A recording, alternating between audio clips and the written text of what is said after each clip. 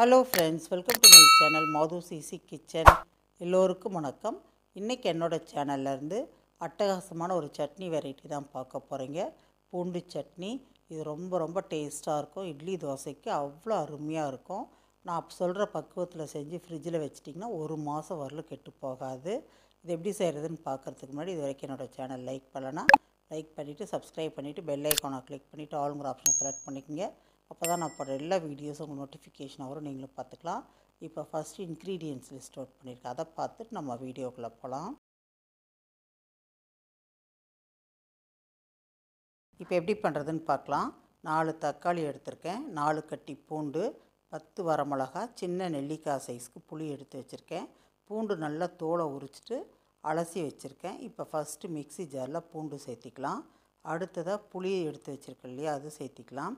அடுத்ததாக வரமிளகா சேர்த்திக்கலாம். வரமிளகா ஊற வச்சு சேர்த்துலாம், அல்லது அப்படியே கூட டைரெக்டாக சேர்த்திக்கலாம். தக்காளியை கட் பண்ணி சேர்த்திக்கலாம். அடுத்ததாக தேவையான அளவுக்கு உப்பு சேர்த்திட்டு நல்லா நைஸாக அரைச்சிட்டு வரணும். வரமிளகா தக்காளியில் தண்ணி இருக்கிறதுனால நல்லா நைஸாக அரைப்பட்டுடும்.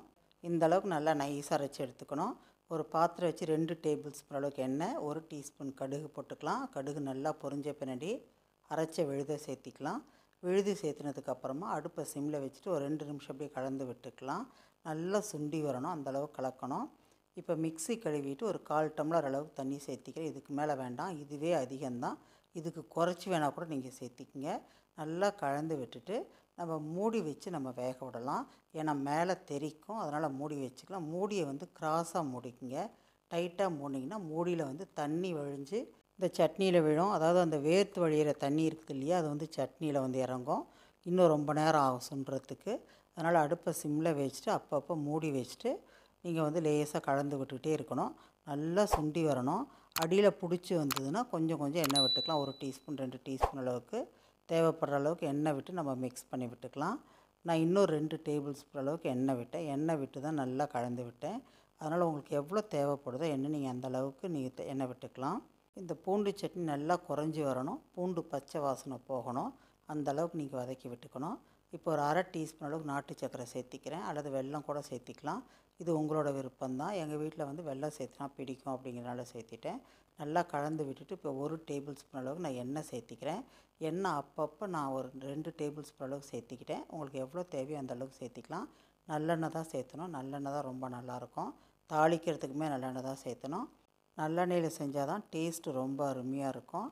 அப்பப்போ நம்ம எண்ணெய் விட்டுக்கணும். மொத்தமாக எல்லா எண்ணெயும் முதலே விடக்கூடாது. ஃபஸ்ட்டு 2 டேபிள் ஸ்பூன் அளவுக்கு விட்டேன். அதுக்கப்புறம் நான் 2 டேபிள் ஸ்பூன் அளவுக்கு கொஞ்சமாக விட்டு நான் வதக்கிக்கிட்டேன். உங்களுக்கு எவ்வளோ தேவையோ அவ்வளோ நீங்கள் விட்டுக்கலாம். இன்னும் கூட கொஞ்சம் அதிகமாக வேணால் கூட நீங்கள் விட்டுக்கலாம். உடனே சாப்பிட்றதா இருந்ததுன்னா ஒரு 4லேருந்து 5 டேபிள் ஸ்பூன் அளவுக்கு எண்ணெய் சரியாக இருக்கும்.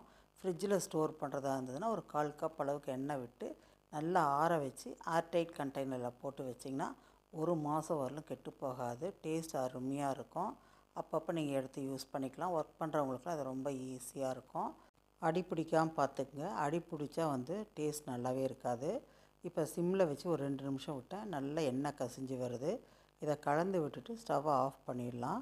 பாருங்கள், பார்க்குறதுக்கே அட்ராக்டிவாக இருக்குது. இட்லி தோசை கூட வச்சு சாப்பிட்றதுக்கு அவ்வளோ டேஸ்ட்டாக இருக்கும். எங்கேயாவது டூர் போகிறதுனா இந்த மாதிரி சட்னியை செஞ்சு எடுத்துகிட்டு போனோம்னா ஒரு 2 நாளைக்கு கெட்டு போகாது. இப்போ நான் ஸ்டவ்வை ஆஃப் பண்ணிட்டேன்.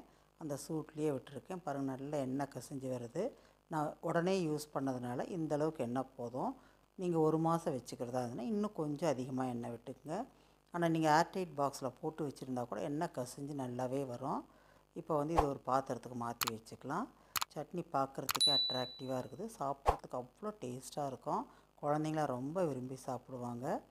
நல்ல சூடாக மல்லிகைப்பூ மாதிரி இட்லி ஊற்றி இந்த சட்னி வச்சு கொடுத்தோம்னா எவ்வளோ இட்லி சாப்பிட்றாங்கன்னே தெரியாது. அந்தளவுக்கு இட்லி காலியாகும். நல்லா விரும்பி சாப்பிட்டுட்டே இருப்பாங்க. ரொம்ப டேஸ்ட்டாக இருக்கும். அதே மாதிரி தோசைக்கு இந்த சட்னி ரொம்ப அட்ராக்டிவாக இருக்கும். இந்த ரெசிபி வீட்டில் செஞ்சு பாருங்கள். செஞ்சு பார்த்துட்டு என்ன சொன்னாங்கன்னு சொல்லிட்டு மறக்காமல் எனக்கு கமெண்ட் பாக்ஸில் கமெண்ட் பண்ணுங்கள். லைக் பண்ணுங்கள், உங்கள் ஃப்ரெண்ட்ஸ்க்கெலாம் ஷேர் பண்ணுங்கள். இது வரைக்கும் மாதூஸ் ஈஸி கிச்சனை சப்ஸ்கிரைப் பண்ணலாம். சப்ஸ்கிரைப் பண்ணிவிட்டு பெல் ஐக்கானை கிளிக் பண்ணிவிட்டு ஆல்ங்கிற ஆப்ஷனை செலக்ட் பண்ணிக்கங்க. அப்போ தான் நான் போடுற எல்லா வீடியோஸும் உங்களுக்கு நோட்டிஃபிகேஷன் வரும், நீங்களும் பார்த்துக்கலாம். நான் மீண்டும் விரைவில் இன்னொரு சுவையான இன்ட்ரெஸ்டிங்கான ரெசிபியோடு உங்களை சந்திக்கிறேன். Thank you friends.